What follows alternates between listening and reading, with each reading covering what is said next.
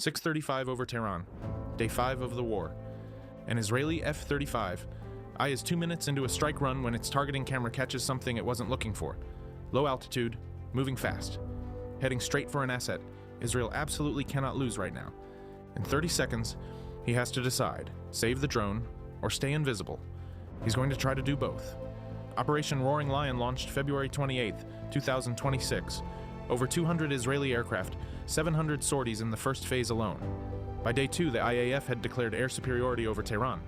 Iran's S-300 and S-400 batteries, years of investment, billions of dollars, had failed to stop a single F-35. 5 days of strikes had gutted the IRIAF. F-4s and F-5s destroyed on the runway.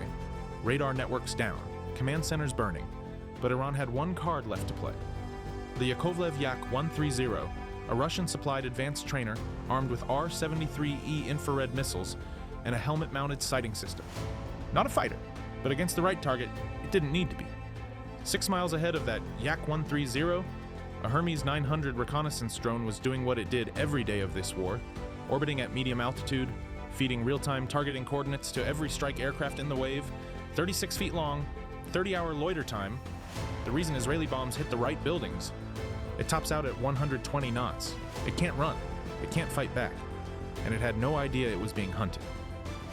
The moment the F-35 pilot spotted the Yak-130, 3 clocks started running simultaneously. 5 minutes before the Yak reached R-73 range on the Hermes. 14 minutes of fuel before he had to brake for the tanker over Iraq. 9 minutes left in his assigned strike corridor before the next wave of Israeli jets came through the same airspace. 3 deadlines, all converging on the same ugly conclusion. He left his corridor and dropped toward the city. The CHAOK, Israel's Combined Air Operations Center, parcels the sky into altitude blocks and corridors. Every pilot stays in their lane.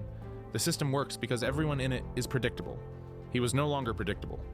2,000 feet below him, a different F-35 was 30 seconds from releasing a precision bomb, when Link 16 flagged a friendly contact screaming through his altitude block at 500 knots. No call-out, no coordination. He broke left hard enough to gray out his vision. Bomb run aborted. The descending Adir saw it happen on his own display and didn't stop. At 13,000 feet, the distributed aperture system flashed. Thermal bloom, street level, man-pad launch, or a fuel fire from Tuesday's strikes. The system couldn't tell the difference. 2 seconds to decide. Break and lose the intercept, or hold. He held. The bloom faded. He kept descending. Now for the weapon. The obvious choice is the AIM-120AM-RAAM. But its radar seeker goes active in the terminal phase. The Yak's warning receiver would detect the ping. A crew that knows a missile is inbound has nothing to lose. A snap-fired R-73 at the Hermes on the way down would hit the drone before the Amram hit the Yak. So he selected the Python 5. Rafael's 5th-generation infrared missile. No radar emission. The pilot looks at the target through his helmet. The missile launches cold and guides itself home on heat alone. The Yak-130's warning system would register nothing until it stopped existing. Short-range weapon, he had to get closer. Here's the problem nobody mentions. To fire the Python 5, the weapons bay had to open. For less than 2 seconds, the most stealthy aircraft in the world becomes visible to every radar in Tehran. The entire advantage that's kept him alive. Gone. For the duration of a single breath.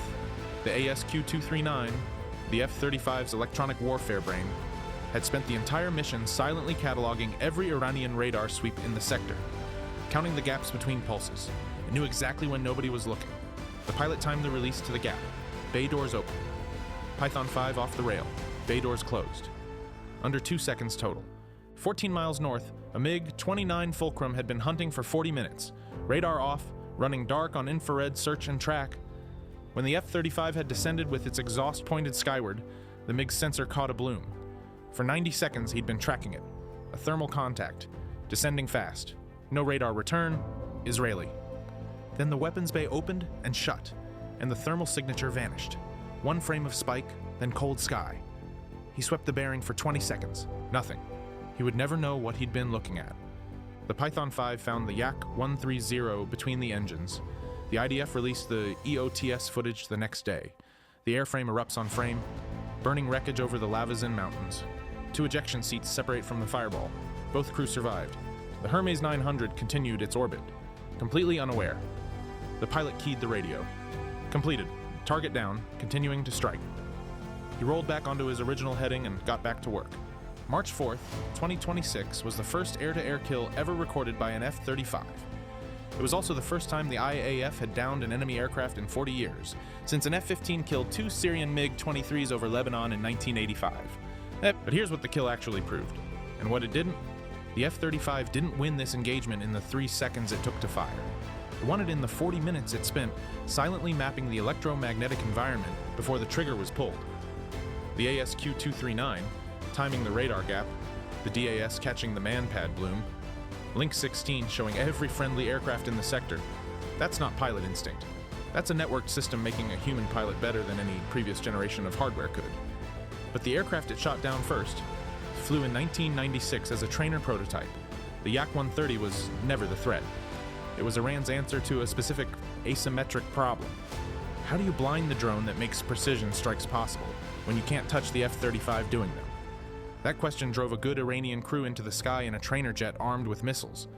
And it drove an Israeli pilot to abandon his strike list, descend through unsecured airspace, abort a friendly's bomb run, and roll the dice on a 2-second weapons bay window over a burning city.